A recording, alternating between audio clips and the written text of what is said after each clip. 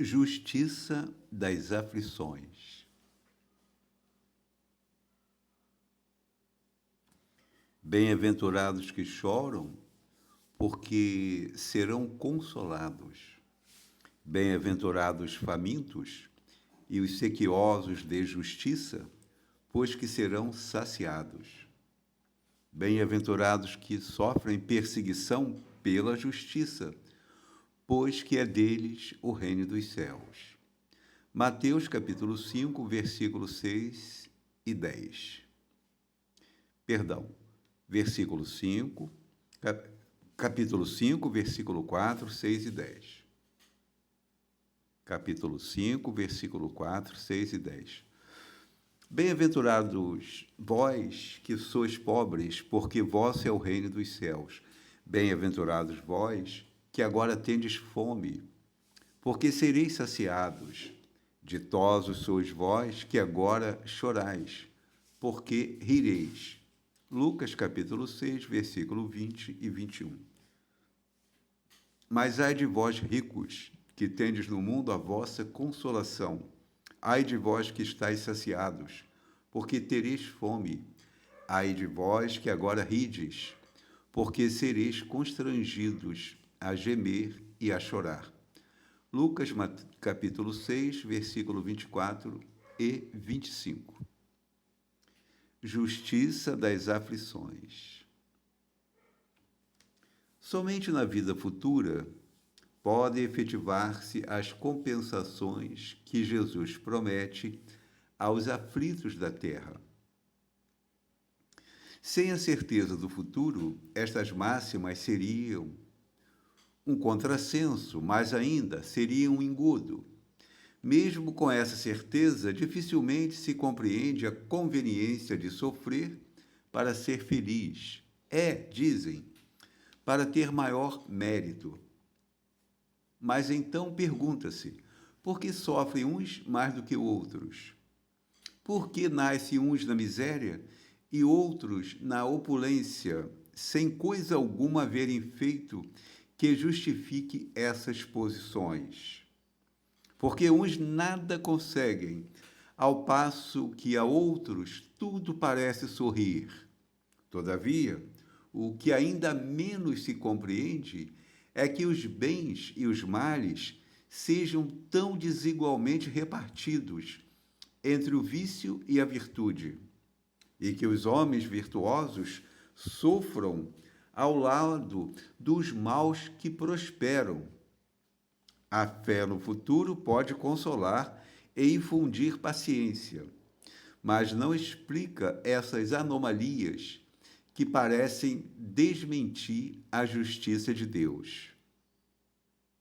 Entretanto, desde que admita a existência de Deus, ninguém o pode conceber sem o infinito das perfeições. Ele necessariamente tem todo o poder, toda a justiça, toda a bondade, sem o que não seria Deus.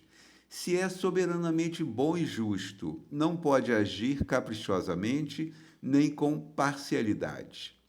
Logo, as vicissitudes da vida derivam de uma causa, e, pois que Deus é justo, justa há de ser essa causa. Isso, o de que cada um deve bem compenetrar-se.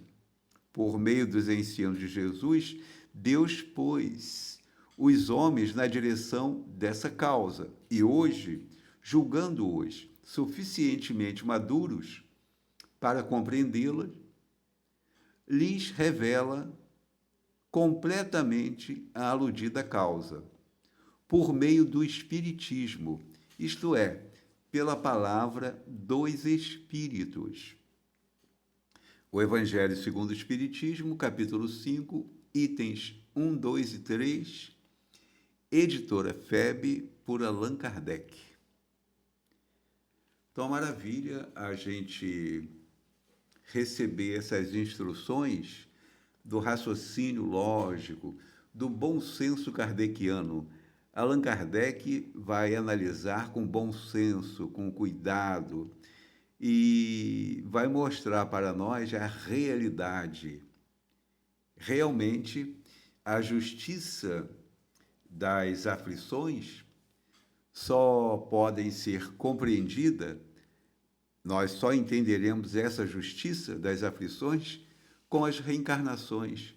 Impossível sem reencarnação haver justiça.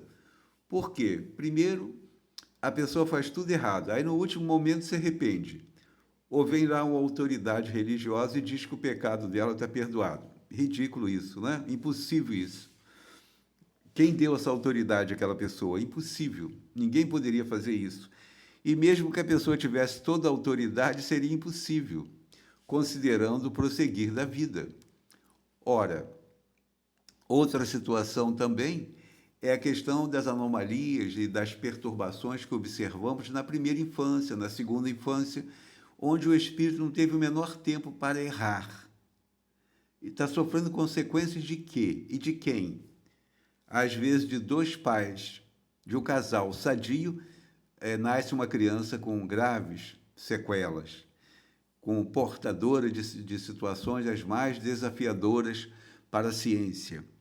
Às vezes, um problema cardíaco, um problema renal e outras situações mais que desafiam a ciência. Então, sem reencarnação, não tem como haver justiça divina, porque a cada um tem que ser dado segundo as obras. Ora, mas se a pessoa fez tudo errado, tudo errado, tudo errado, comprou a justiça da terra, tinha muito dinheiro, que não sei o quê, mas continuou fazendo tudo errado. Aí agora, então, aí ela vai ficar tudo bem com ela, porque a justiça da terra não condenou. Não, mas a justiça da terra não tem nada a ver com a justiça divina. A justiça divina, as leis divinas são inalteráveis, são leis eternas e imutáveis. As leis da terra mudam toda hora, de país para país, e mesmo dentro do próprio país, a nossa Constituição já está toda remendada, a Constituição de 88, e as leis têm que ser atualizadas todo ano, que tudo muda e tudo se transforma numa grande velocidade, mas com relação às leis de Deus, não. Você joga a semente da uva na terra e nasce uva. Mas quem jogou a semente da uva na terra há 2.000 anos atrás, há 3.000 anos, nasceu uva. Não nasceu bananeira, nasceu uva. As leis divinas não se alteram, independente do tempo. Elas são sempre atuais, estão sempre atualizadas. Não precisam de reformas. Então, a justiça divina dar-se-á pelas reencarnações. Sem reencarnação, não há justiça, não é? Então, e para compreender exatamente a causa das aflições,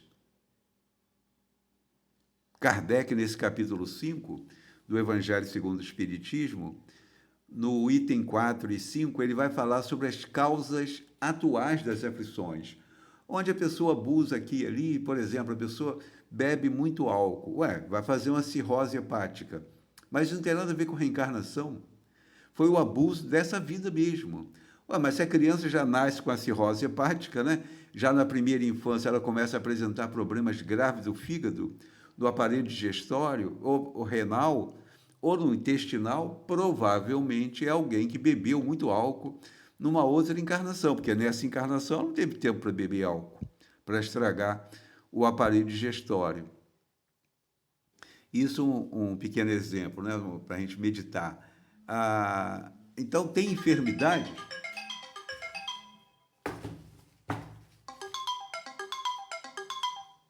Nós vamos encontrar enfermidades que têm causa nesta vida.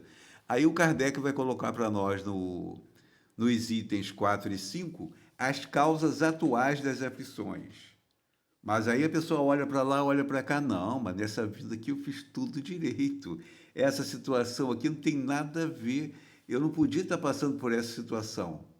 Ora, mas tem as causas anteriores. Nesse mesmo capítulo ele vai abordar no item 6, 7, 8, 9 e 10 as causas anteriores das aflições. E se nós queremos, então, compreender a justiça das aflições, é importante a gente dar uma olhadinha nesse capítulo 5 do Evangelho segundo o Espiritismo. Item 1, 2 e 3, ele vai falar sobre a justiça das aflições. No item 4 e 5, vai falar das causas atuais das aflições. E nos 6, 7, 8, 9 e 10, ele vai falar das causas anteriores das aflições. Tudo muito bem explicado, tudo muito bem orientado, porque realmente, como disse Kardec, as promessas de Jesus são sempre para a vida futura. Por quê? Ué, você tem que melhorar agora para conseguir a melhora depois. Não adianta você fazer tudo errado agora, contando com a melhora a posteriori. Impossível. Então, nós teríamos que fazer tudo errado agora. Aliás, tudo certo agora, para depois vivermos essa herança do bem. Bem-aventurados que choram, pois que serão consolados. Observemos, a promessa de Jesus é para o futuro. Bem-aventurados aflitos, porque serão consolados. Como assim? Se a pessoa como é que pode ser bem-aventurado se está chorando, se está aflita? Não é? Mas ele está falando da vida futura, está falando do tempo futuro. Bem-aventurados famintos, os sequiosos de justiça, pois que serão saciados. Porque a gente fica querendo justiça, vê que tem um monte de coisa errada. Bem-aventurados que sofrem perseguição pela justiça. E às vezes a pessoa faz tudo direitinho, justamente, ainda assim sofre perseguição, porque faz tudo justo. Bem-aventurados vós que sois pobres, porque vosso é o reino dos céus. Bem-aventurados vós que agora tendes fome, porque sereis saciados. Mas quem está com fome quer comer agora. Mas ele está dizendo que esses sofrimentos que nos atingem agora são sofrimentos corretivos de abusos anteriores e que mais adiante nós estaremos saciados. Por quê? Porque nós estaremos redimidos ante a nossa própria consciência culpada que agora gera a aflição, gera o sofrimento. Então, realmente, sem reencarnação fica difícil, né? Então, é importante a gente dar uma olhadinha nesse capítulo 5, muito importante esse capítulo, e possamos nos aprofundar o máximo possível no que Kardec vai falando. No final, os espíritos também vão falar, vão dar orientação a Kardec sobre o tema, de maneira que é um capítulo bastante interessante, o capítulo 5 do Evangelho segundo o Espiritismo. Quem não tiver o livro pode baixar de graça no site da Federação Espírita Brasileira, febnet.org, ou bota lá no Google, Federação Espírita Brasileira, aí clica lá no site, tem um download de graça do livro O Evangelho segundo o Espiritismo. Uma maravilha. Importante que nos interessemos por esse livro. Vamos repetir. Podemos fazer de graça. Quem puder comprar, é bom comprar, que ajuda a editora. Mas quem não quiser comprar, não puder comprar, é só fazer o download lá no site da Federação Espírita Brasileira.